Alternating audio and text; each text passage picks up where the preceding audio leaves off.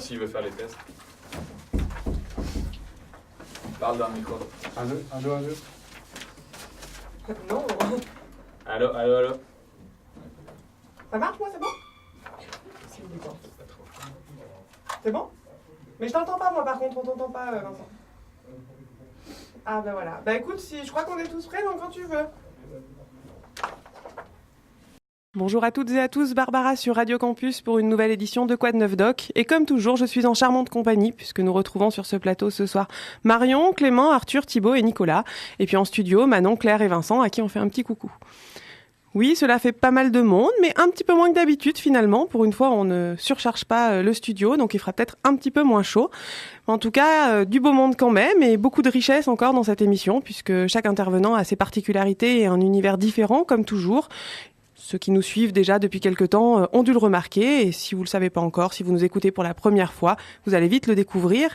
Et si c'est un petit peu douloureux pour vos oreilles d'entendre autant de science d'un coup, ne vous inquiétez pas, la première fois ça fait toujours un peu mal, mais finalement c'est toujours un plaisir. Sur ces paroles philosophiques qui auraient pu être écrites par nombre des chroniqueurs présents ce soir, je vous propose de découvrir le sommaire de cette émission. Dans un premier temps, nous débattrons d'un sujet brûlant de l'actualité. Vous en avez tous entendu parler, vous l'avez sûrement commenté, et à défaut, vos amis Facebook ont dû le faire pour vous. Il s'agit, vous l'avez sans doute deviné, de la réforme de l'orthographe. Pour ce focus actu grammaticalement incorrect, je suis plus que ravie d'accueillir Marion Clavillier, doctorante en littérature comparée à l'université Blaise Pascal. Ensuite, Clément Matona, doctorant au CERDI, traitera de 3 ouvrages de Jean-Claude Michéa. Ce sera la chronique Avez-vous lu ? Puis pour le 8 minutes avec, Arthur Chassagnol interviewera Thibaut Hiron, doctorant au laboratoire de météorologie physique de l'université Blaise Pascal. C'est pas facile à dire quand même. Enfin, cette émission se terminera sur la chronique Faites beaux rêves doc. Nicolas Duraca, doctorant en communication, abordera le harcèlement et la manière dont l'utopie féministe s'exprime dans la rue. Je vous sens déjà impatient d'en savoir plus, donc ne perdons pas une minute et lançons les débats autour du Focus Actu. Okay, Ronnie, I'm ready to start motion station forward. Doctorants et docteurs voient l'actu. We think that the NTA is out of the trust, so you can relax a little bit with it. C'est Focus Actu. Hey, for you guys, take one moment to look at the overhead windows on Discovery.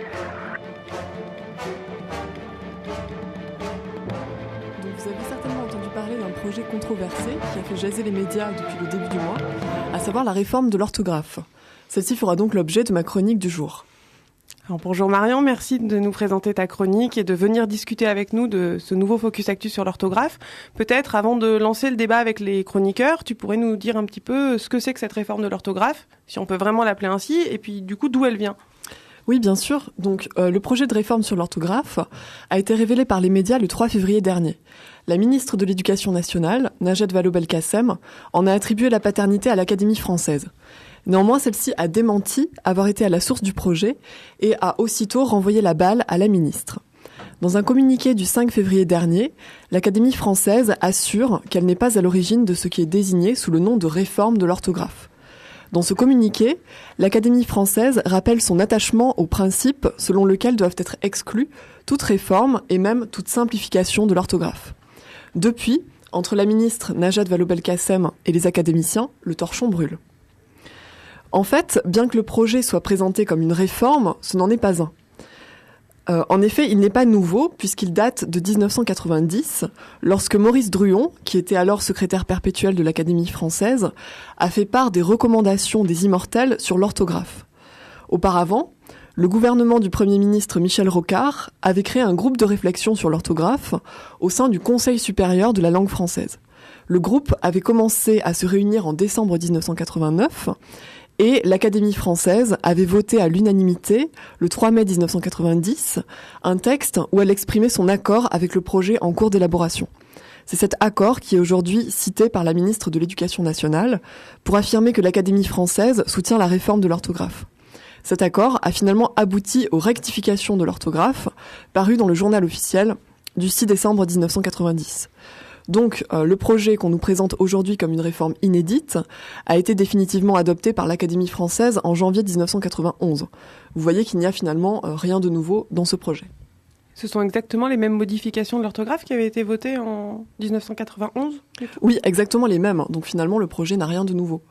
Mais la spécificité, c'est qu'il a été exhumé en fait par les éditeurs qui veulent faire vendre des livres, tout simplement. en se servant de la réforme. Et alors du coup, pourquoi est-ce que les académiciens aujourd'hui viennent dire on n'est pas du tout d'accord avec la réforme, on veut pas du tout modifier l'orthographe, alors que c'est quelque chose qu'ils ont validé avant ? Eh bien, en fait, il faut rappeler que les académiciens ont une position ambiguë vis-à-vis de la réforme. En fait, ils ont une position médiane.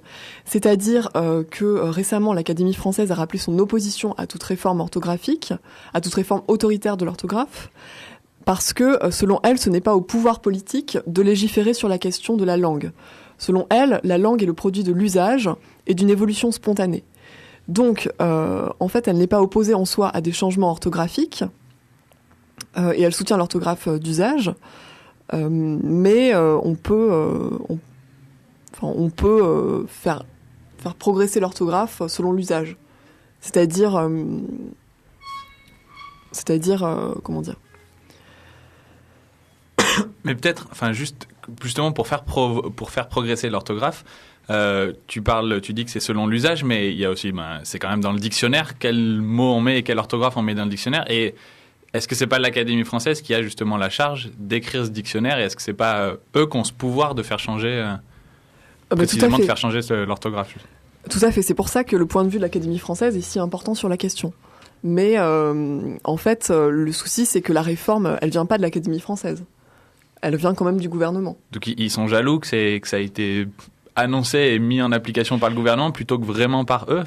Mais ils sont pas jaloux, mais ils affirment quand même leur pouvoir sur la langue, parce qu'ils font autorité quand même. Ce sont des gens de lettres, ce sont pas des gens du politique.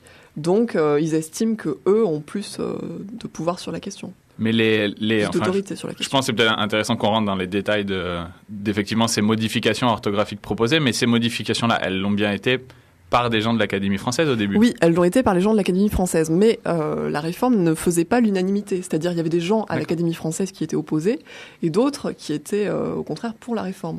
Donc il n'y avait pas consensus en fait. Peut-être une question, est-ce que ce sont les mêmes personnes, parce que l'Académie française ne se renouvelle pas non plus de manière récurrente, enfin c'est pas très fréquent, est-ce que ce sont les mêmes personnes qui finalement étaient d'accord avec le projet en 1990 qui s'y opposent aujourd'hui ou pas du tout ? Oui, alors en gros leurs positions n'ont pas bougé, mais il y en a qui sont morts, Maurice Druon qui soutenait la réforme est mort. Et puis on peut citer les gens qui étaient opposés à la réforme. Donc on avait Jean d'Ormesson, Philippe Soler, Bernard Pivot qui s'y opposaient. Et aujourd'hui, la principale opposante à la réforme, c'est Hélène Carrère d'Ancos. Donc on a toujours ce maintien de positions divergentes au sein de l'Académie française. Et du coup, est-ce que la réforme, elle est quand même obligatoire ? Enfin, moi, quand je donne des cours, les étudiants me disent « Eh madame, on écrit comment ? Mais non, on met des circonflexes ou pas ?» Alors justement, en fait, tes étudiants pourront ou non utiliser l'accent circonflexe parce que la réforme n'est pas obligatoire. C'est-à-dire les deux orthographes sont en vigueur. Et aujourd'hui, comme à la rentrée, il n'y a rien de changé à ce niveau-là. Par exemple, au bac et au brevet, les correcteurs acceptent les deux orthographes. Donc il n'y a aucun souci finalement. Donc on fait une querelle sur pas grand-chose. Il faut quand même qu'on apprenne les deux parce qu'on risque d'avoir tendance à souligner des fautes qui n'en sont plus. Voilà, c'est ça. Mais c'est ça tout le problème de la réforme, c'est que les gens ne sont pas au courant de la nouvelle orthographe. Donc ils ne savent pas comment corriger les copies. Ça pose des problèmes très concrets du côté des professeurs.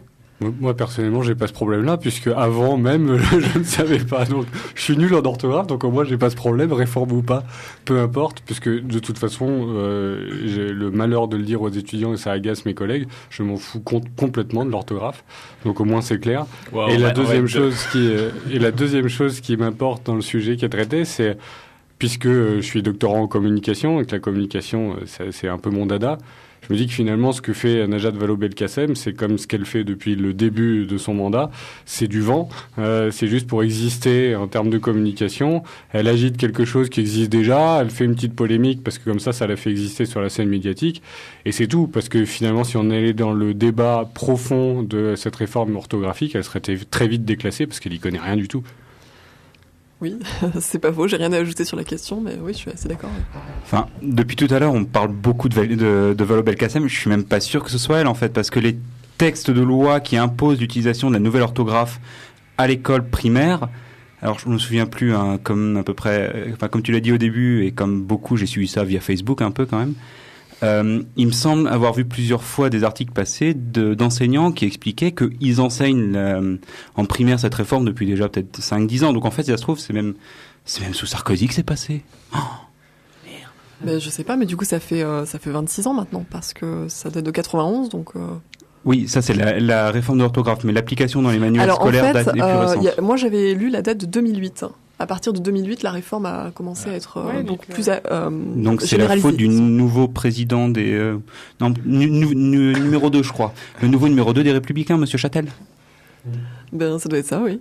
Mais peut-être, pour qu'on puisse un peu voir l'importance ou non de cette réforme, est-ce qu'on peut pas peut-être donner les changements orthographiques qui arrivent pour voir si finalement c'est pas effectivement juste pas grand-chose, parce que je sais pas si on a vraiment des trucs de fond dans cette réforme orthographique finalement. Ah non, là on parle de détails, hein, mais dans l'orthographe c'est les détails qui sont importants. Alors en fait, si je détaille un peu plus concrètement les recommandations sur l'orthographe, on aurait plus de 2400 mots qui seraient concernés par la réforme. Et donc, la réforme porte sur un certain nombre de points que je vais énumérer. Le point le plus important étant celui de l'accent circonflexe. Donc, avec la nouvelle loi sur l'orthographe, l'accent circonflexe n'est plus obligatoire sur le i et sur le u, sauf sur les noms propres et sur les mots pour lesquels il y a une ambiguïté. C'est là d'ailleurs où tout le débat sur Facebook est complètement faux. Tout le monde a lu. Qu'est-ce que je fais ? Je me fais un jeune. C'est ça, voilà. Je me fais un jeune. Exactement. En vrai, celui-là garde l'accent circonflexe. Celui-ci garde l'accent circonflexe parce qu'il y a ambiguïté. Donc ça bouge pas. Et pareil pour l'adjectif mûr, par exemple, et le substantif mûr. Donc il y a ambiguïté. On brasse du vent pour pas grand-chose. Et là, on a perdu Nicolas qui ne savait pas la différence avec l'accent circonflexe. Non, c'est pas ça. C'est que je ne vais jamais sur Facebook. Donc du coup, je n'ai pas vu ce débat-là. Donc oui. En plus de ça, l'accent circonflexe et Facebook fait que je suis à l'ouest complet. Puis dans le même registre de détails orthographiques, on a les traits d'union entre les mots qui seront supprimés. Donc avant, on écrivait 1000 pattes avec un trait d'union au milieu. Maintenant, on écrit 1000 pattes en un seul mot, ce qui change. Au choix quand même. Oui, voilà, au choix. Mais le au choix est destiné à être là pour que tout doucement la nouvelle orthographe soit adoptée. C'est un choix qui est là pour que l'ancienne disparaisse. Hein. C'est comme quand on a mis l'euro à la place du franc. Je pense que pendant un moment, on avait le droit aux deux, mais le but, c'était de faire disparaître l'ancienne. C'est triste, après-midi, ça aura plus le même sens. Mais on l'écrit tous après-midi. Et est-ce qu'on n'est pas en train de vivre avec le français et l'orthographe une sorte d'obsolescence programmée comme on le fait avec les biens matériels qui nous entourent ? Est-ce que c'est pas une pure stratégie libérale que de renouveler quelque chose ? Tu le disais tout à l'heure, finalement pour vendre plus de bouquins, quoi. Je pense que clairement c'est une stratégie marketing, mais la question de fond qui se pose, c'est est-ce qu'on peut transformer l'orthographe ? Est-ce que on y gagne quelque chose au final ou non ? Quel est l'intérêt de la réforme, quoi ? Je pense qu'on l'a déjà fait, mais la question, comme dit Nicolas, c'est à quel point ce genre de réformes vont être accélérées. Est-ce que maintenant on va avoir tous les 5-6 ans des réformes sur l'orthographe, ou est-ce que, comme avant, on va avoir de temps en temps quelques petites modifications de l'académie ? Oui, mais du coup, là, on a vu un petit peu les arguments de ceux qui seraient favorables à cette réforme, en termes de com, en termes de simplification de l'orthographe. Alors déjà que les gens connaissent de moins en moins de mots, ils sauront encore moins les écrire, mais ça n'engage que moi. Mais justement, quels sont peut-être les arguments des gens qui sont contre la réforme ? Parce qu'on voit l'intérêt, effectivement, pour les gens qui vont vendre des livres, etc., de faire passer la réforme, mais les arguments des autres en face ? Alors, donc, ces gens emploient différents types d'arguments. Le premier, c'est celui de la simplification abusive de la langue. Et c'est un argument utilisé par Hélène Carrère d'Ancos, qui accuse le gouvernement de technocratisme et de sabotage. Selon elle, on veut niveler l'éducation par le bas, et la réforme irait dans le même sens que la suppression progressive des classes de latin et de grec au collège et au lycée. Selon elle, on supprime les difficultés de la langue, mais on ne s'attaque pas vraiment aux problèmes des élèves. Donc ça c'est... Mais cette remarque qu'elle fait, ça concerne aussi l'accent circonflexe et le tiret. Par exemple, on a vu des trucs avec le nénuphar, oignon, où on a l'impression effectivement qu'on change vraiment la graphie du mot. Est-ce que vraiment l'accent circonflexe et le tiret sont de cet ordre-là en termes d'appauvrissement de la langue ? Ben oui, parce que l'accent circonflexe a une histoire. Enfin, notre langue ne vient pas de nulle part. Et si on supprime l'accent circonflexe, on supprime tout bonnement l'histoire de la langue. Puis au-delà de ça, pour rebondir un peu sur ce que tu viens de dire, quand on voit en même temps, en parallèle, la réforme du bac, la réforme des programmes, etc., est-ce que c'est pas finir encore de faire un diplôme qui aura plus vraiment de valeur en plus ?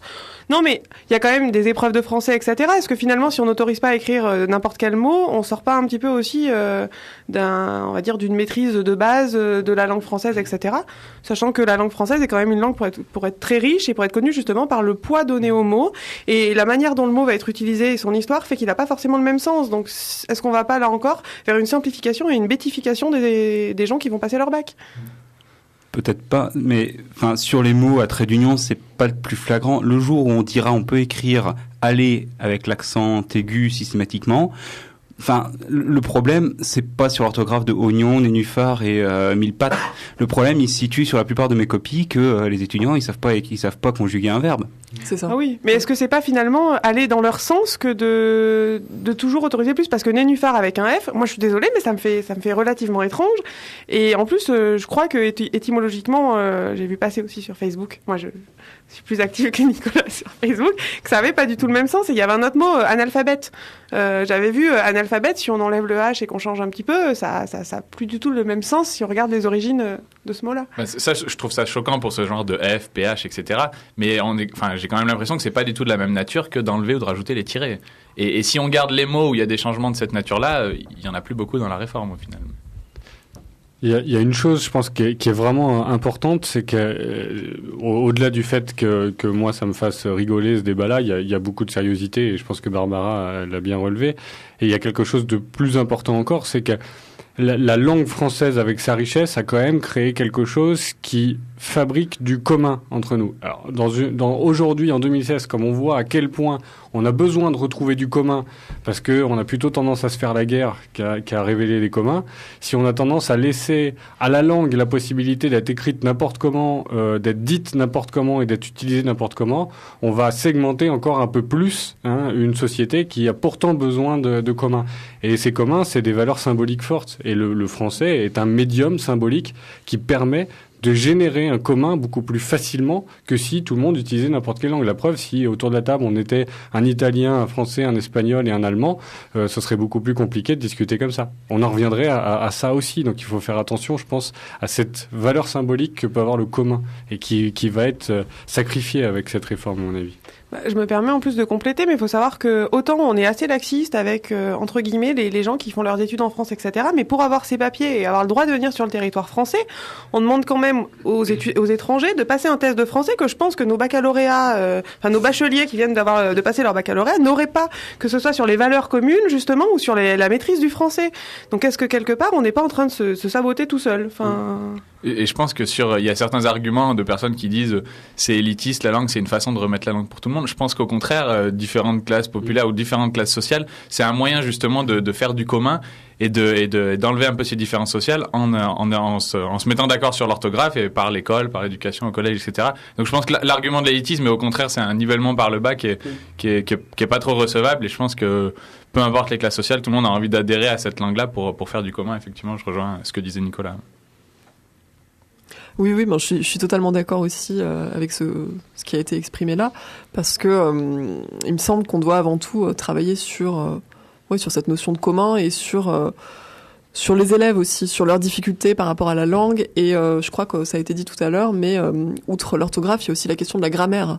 C'est quelque chose qui pêche à l'école. On n'enseigne plus du tout la grammaire dans les classes de collège. En lycée, on en fait encore moins. Et il y aurait peut-être à travailler plus de ce côté-là, je pense. C'est vrai que si c'était moi, je changerais plutôt la grammaire, parce que la grammaire, il y a des règles logiques qui sont faites pour que les choses s'enchaînent, pour que les choses soient comprises. Il y a moins d'histoire peut-être derrière. Enfin, je donne cet exemple, mais j'aimerais bien savoir l'histoire qu'il y a pour que derrière petit poisson et rouge, on mette un S dans les petits poissons rouges, alors qu'il y a les. Donc il y en a plusieurs, mais la langue française nous met des S partout. Est-ce que c'est une question, est-ce que c'est historique ça, ou est-ce que c'était une façon de répéter 4 fois de suite qu'il y a un pluriel? C'est des questions que je me pose plus sur la grammaire justement que sur de l'orthographe pure. Non, ça c'est de la grammaire, mais il faudrait du coup enseigner, faire de la grammaire historique dès le lycée. Ce qui n'est pas fait, on en fait seulement à la fac, en lettres. Et du coup, est-ce que toi tu sais ce qui fait qu'en anglais ils n'aillent pas mettre des S partout comme ça, alors que nous on va mettre des S partout dès qu'on parle de pluriel, quoi? C'est l'évolution de la langue en fait. Le S c'est la marque du masculin au pluriel. Et du coup après ça a été étendu à tous les noms, qu'ils soient féminins ou masculins. D'accord, mais il y a une vraie. C'était une question. Je savais pas qu'il y avait une vraie historique derrière le fait de histoire. mettre des S comme ça au pluriel. Mais justement, et de les ça mettre c'est totalement occulté aujourd'hui, donc il faudrait davantage le développer à l'école. Et on fait plutôt l'inverse en supprimant tout ce qui est cours de grec, latin, où il y a les origines de la langue française. Donc finalement, on évite la difficulté et ça améliore pas la situation. Est-ce que quelqu'un a d'autres questions? Non, mais juste, on fait effectivement tout un pataquès. Il y a d'autres pays qui ont réformé leur orthographe de façon assez drastique. Je pense à l'Allemagne, puisque j'y ai passé un certain temps et ils sont pas morts. A priori, ils s'en tirent plutôt bien et ils sont même l'impression que j'en ai. Alors, j'ai pas connu l'ancienne orthographe, donc c'est un peu facile. Et puis, je suis pas très très bon en grammaire allemande, mais ça n'empêche que globalement, je pense qu'ils ont dû avoir le même débat au moment où ça s'est fait. Et maintenant, tout le monde écrit à la nouvelle orthographe et ça se passe très bien. Et ça, c'est très étrange, justement, parce que ça passe beaucoup mieux dans les pays étrangers, mais en France, ça passe pas. Il y a d'autres pays francophones, comme la Suisse ou le Canada, qui se sont attaqués à la réforme. Ils n'ont pas eu de problème. C'est passé de façon fluide. Mais en France, nous, on est d'irréductibles conservateurs. Et ça se passe plutôt mal. Notre langue a déjà été réformée, elle a déjà évolué. De toute façon, la langue actuelle n'est pas à sa forme initiale. Mais tout à fait. Mais justement, il y a ça aussi qu'il faut prendre conscience. C'est-à-dire, il ne faut pas s'opposer non plus brutalement à une réforme de la langue, parce que la langue, de toute façon, elle a évolué depuis le Moyen-Âge. Elle a évolué depuis le latin. On est passé à l'ancien français au Moyen-Âge. Ensuite, on est passé au moyen français. Entre l'époque moderne et l'époque contemporaine, la langue a encore évolué. Donc, c'est une évolution naturelle. Il ne faut pas non plus s'opposer à ça de façon frontale. En vrai, c'est un vaste outil marketing qu'ils en ont profité pour faire passer des lois sur l'état d'urgence pendant ce temps. Et pendant ce temps, nous, on regarde pas ce qui se passe à l'Assemblée et puis on se bat sur l'accent circonflexe. C'est foncièrement un outil de com, cette réforme. C'est un petit peu évident. On va pas se plaindre, ça fait 20 minutes qu'on en parle. Oui. Et d'ailleurs, du coup, on va peut-être arrêter là si personne n'a de questions. Merci en tout cas à tous. Merci à toi, Marion. Et puis, je te laisse annoncer la chanson que tu as choisie pour aller avec ce beau Focus Actu. Alors, c'est une chanson de Pierre Perret qui s'intitule La réforme de l'orthographe. Merci. Tous les 100 ans, les néographes font une réforme de l'orthographe en rangeant les tentacules.